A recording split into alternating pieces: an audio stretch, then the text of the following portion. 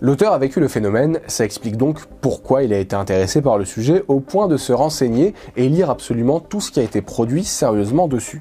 J'ai donc voulu savoir ce qu'il a ressenti quand il s'est rendu compte que d'autres avaient vécu le même phénomène que lui, mais qu'il avait en plus déjà été étudié à l'international. D'un côté c'est rassurant, mais de l'autre c'est un peu frustrant aussi, parce que j'ai pas eu dans les bouquins précédents de réponse définitive à mes questions. C'est en cela qu'on reconnaît aussi le travail des chercheurs, c'est qu'ils n'apportent pas de réponse définitive finalement, puisque la recherche se poursuit, c'est juste des jalons sur le chemin de la recherche, mais par contre ça permet de préciser les questions. Et avec ce que j'ai pu recueillir moi comme témoignage, une trentaine en France, je me suis vite rendu compte aussi qu'il y avait des caractéristiques dans les phénomènes qui étaient déjà apparus dans les enquêtes précédentes, dans les années 70 aux États-Unis et en 2012 en Angleterre. Puisqu'il a pu contacter directement les témoins, je me suis demandé comment est-ce que les familles qui font l'expérience de ce phénomène vivent avec. La plupart du temps, elles sont rassurées, bien que stupéfaites, et puis elles se font une idée positive de la vie après la mort, etc. Moi, je suis chercheur, donc dans mon livre, je le dis absolument pas que c'est bien la preuve que les défunts, quelque chose de nous survit. Et je confronte les hypothèses et je me dis, on a des hypothèses qui se valent, et pour l'instant, je m'interdis de tirer une conclusion définitive. En règle générale,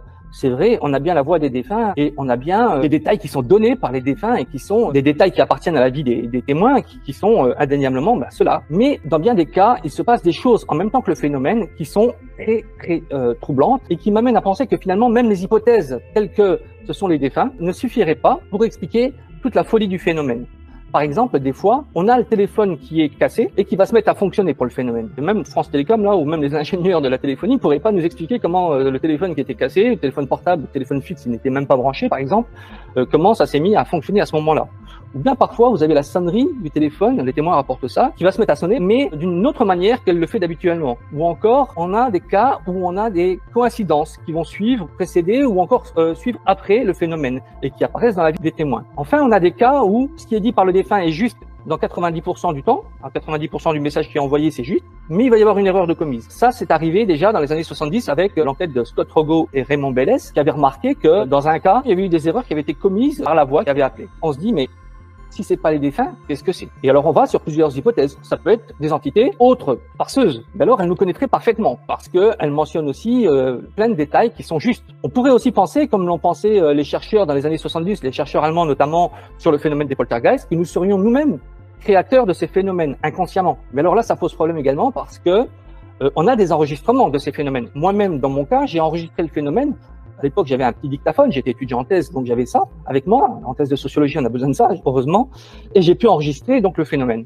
Donc j'ai aujourd'hui 8 minutes d'enregistrement et je peux toujours les écouter et je peux vous dire que le phénomène est réel, matériel, objectif et ça pose un gros problème. Donc même si c'est nous qui créons ça, ça reste paranormal parce que on a quelque chose qui s'imprime d'une manière sur les bandes. Une fois qu'on a dit ça, on peut aussi dire qu'il y a certains cas qui s'expliquent mieux par certaines hypothèses et d'autres cas qui s'expliquent mieux par d'autres hypothèses. Quelle est cette réalité dans laquelle de tels phénomènes se produisent avec des caractéristiques folles? Un téléphone cassé qui se met à fonctionner, un téléphone fixe qui n'est pas branché qui se met à fonctionner, des coïncidences qui surviennent en même temps que la personne va vivre le phénomène. Qu'est-ce qu'on fait avec ça? Eh bien, ça nous renvoie quand même à nous questionner sur la nature de notre réalité. La vraie quête là-dedans, c'est aussi ça.